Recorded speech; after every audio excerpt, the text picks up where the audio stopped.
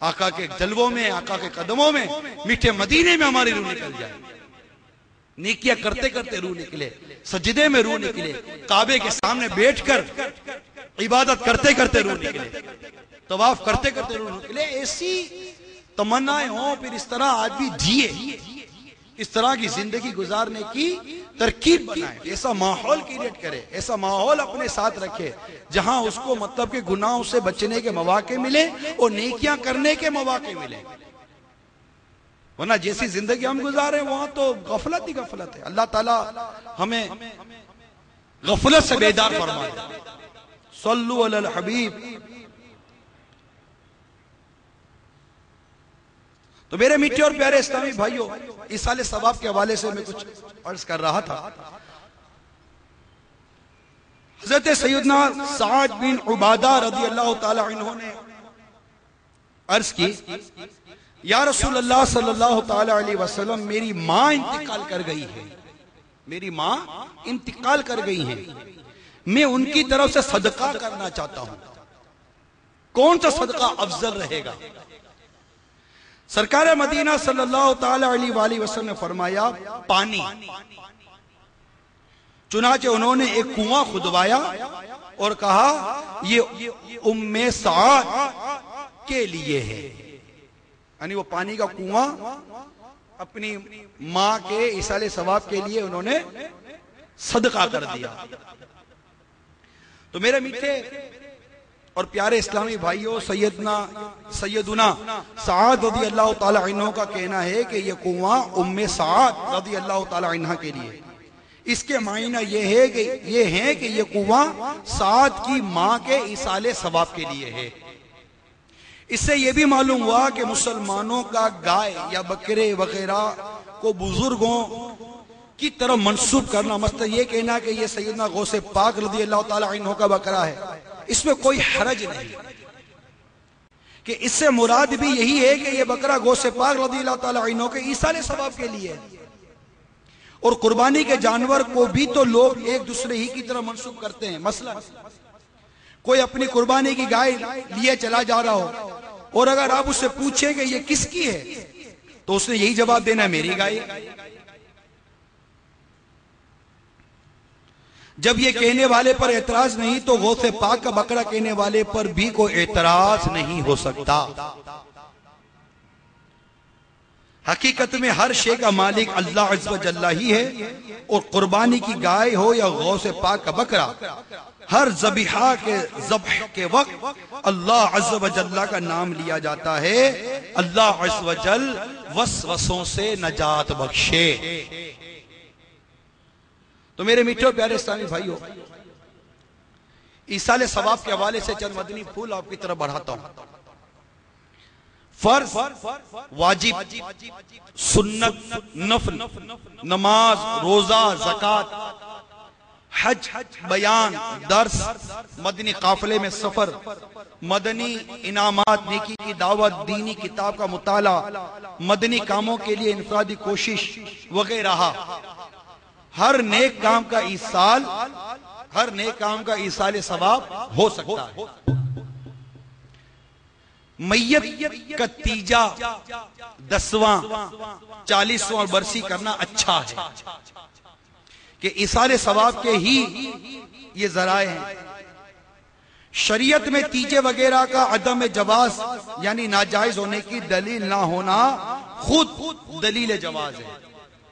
کہ کہیں یہ لکھا ہوا نہیں ہے کہ تیجا کرنا ناجائز ہے، 40واں کرنا ناجائز ہے، برسی کرنا ناجائز. جب کہیں ناجائز نہیں لکھا ہوا تو اس کا مطلب کرنا کیا ہوا؟ جائز ہو گیا. یہ 2 اور 2 4 والی بات ہے کہ جس کا ناجائز ہونا نہیں ہے تو وہ کیا ہو گئی؟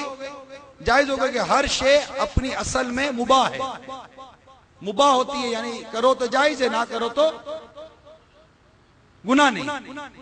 ٹھیک ہے نا؟ تو اب یہ ایصال ثواب ہے، یہ تیجا، یہ 40واں ہے، جس طرح یہ ہم کرتے رہتے ہیں، بزرگوں کا عرس مناتے ہیں، برسی مناتے ہیں. تو اس کے لیے یہ ساری چیزیں جائز ہیں، اس میں وسوسوں کا شکار نہیں ہونا چاہیے. اللہ تبارک و تعالی ہمیں حسن اعتقاد کی دولت عطا فرمائے.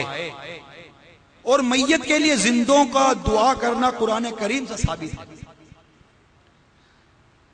کہ ایصال ثواب کی اصل ہے کہ اس کو ثواب پہنچے، دعا کرنی ہے. وہ ہے نا ربنا اغفر لنا، ربنا اغفر لنا ولاخواننا الذین سبقونا بالایمان. قرآن مجید میں دعا ہے نا، یہ پوری پارہ 28 سورہ حشر کی آیت نمبر 10 ہے. ترجمہ کنز الایمان، اے ہمارے رب عز و جل ہمیں بخش دے اور ہمارے بھائیوں کو جو ہم سے پہلے ایمان لائے.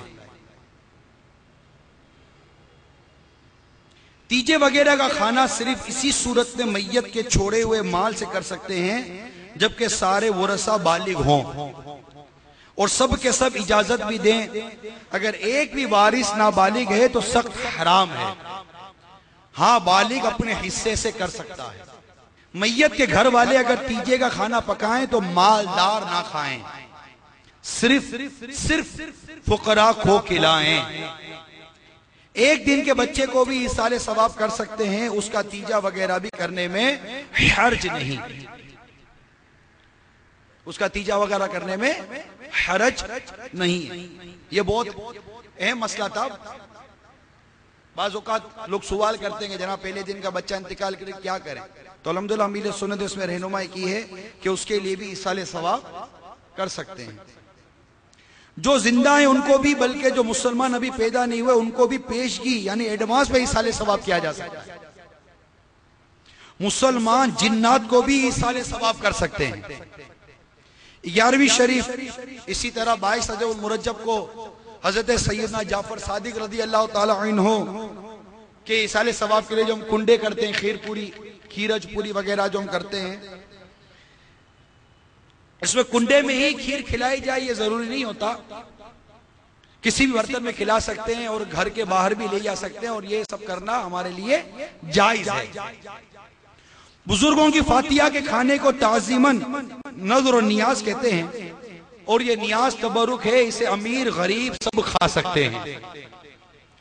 ایصال ثواب کے کھانے میں مہمان کی شرکت شرط نہیں، گھر کے افراد اگر خود ہی کھا لیں جب بھی کوئی حرج نہیں. اب بڑی پیاری بات بیان کرنے جا رہا ہوں ایصال ثواب کے لیے. روزانہ جتنی بار بھی کھانا کھائیں اس میں اگر کسی نہ کسی بزرگ کے ایصال ثواب کی نیت کر لیں تو مدینہ ہی مدینہ. مثلا ناشتے میں نیت کریں آج کے ناشتے کا ثواب سرکار مدینہ صلی اللہ تعالی علیہ وسلم اور آپ کے ذریعے تمام انبیاء کرام علیہ السلام کو پہنچے. دوپہر کو نیت کریں ابھی جو کھانا کھائیں گے یا کھایا اس کا ثواب سرکار غوث اعظم رضی اللہ تعالی عنہ اور تمام اولیاء کرام علیہ رضوان کو پہنچے. رات کو نیت کریں ابھی جو کھائیں گے اس کا ثواب امام اہل سنت اعلی حضرت اور ہر مسلمان مرد اور عورت کو پہنچے. تو تینوں ٹائم گھر میں کھانا کھاتے ہیں اور تینوں ٹائم کا ایصال ثواب کرتے رہے. ہم سے بڑا نیازی کون ہوگا؟ ہم سے بڑا ایصال ثواب کرنے والا کون ہوگا؟ انشاءاللہ عز و جل. کھانے سے پہلے ایصال ثواب کریں یا کھانے کے بعد، دونوں طرح درست ہوتا ہے. کھانا کھا لیا اب پہلے نیت کر لیتے تو کوئی ضرورت نہیں ہے، ابھی بھی کر لیں، ثواب ہی دینا ہے نا. ہو سکے تو ہر روز نفع پر نہیں بلکہ اپنی بکری کا 1% اور ملازمت کے لیے، مطلب کسی کو نوکری یا نفع جو ہوتا ہے، تنخواہ جو ملتی ہے، اس میں سے کم از کم 1% رقم نکال لیں. اس رقم سے دینی کتابیں تقسیم کریں یا کسی بھی نیک کام میں خرچ کریں، انشاءاللہ عز و جل اس کی برکتیں خود ہی دے. یہ دیکھا ہے جن کے کاروبار میں برکت نہیں ہوتی نا، یہ تجربہ ہے، اور جن کے ساتھ معاملہ ہوا انہوں نے بتایا ہے. نیت کر لی کہ میری آمدنی نہیں، میری جو بکری ہوگی، نفع نہیں ہوا تو آپ بولو گے گیا، تو آپ کا گیا، ایصال ثواب کیوں گیا؟ بکری جو بھی ہوگی، جو بھی سیل ہوئی آپ کی، اس کا اتنا فیصد ایصال ثواب کے لیے. جو بھی اس کی رقم ہوگی ماں باپ کے لیے، مسلمان مرد عورت کے لیے، اپنے پیر و مرشد کے لیے ایصال ثواب کریں. کچھ بھی اس طرح کے ایصال ثواب کی ترکیب بنائیں اور جن کو نوکری ہے ان کی تنخواہ ملتی ہے تو تنخواہ سے جو بھی آیا اس کا 1% نیت کر لے. جو بھی آپ کو اللہ تعالیٰ نے استطاعت دی نیت کر لے کہ اتنا روپیہ میں ایصال ثواب کروں گا. کون ہے جو نیت کرتا بھی؟ نیت کرتے ہیں آپ دیکھا روز کی اگر 1,00,000 روپے کی بکری ہے تو بھی کرنی پڑے گی, 10 لاکھ کی بکری ہے تب بھی کرنی پڑے گی. ایسا نہیں ہے آج تو اتنا ساری بکری ہوئی ہے, تب یہ اتنی ساری بکری ہوئی تو یہ بھی نیت ہونی چاہیے, حسن ظن ہونا چاہیے کہ جس کے ایصال ثواب کی نیت کی نہیں اس کے صدقے میں بکری ہوئی ہے.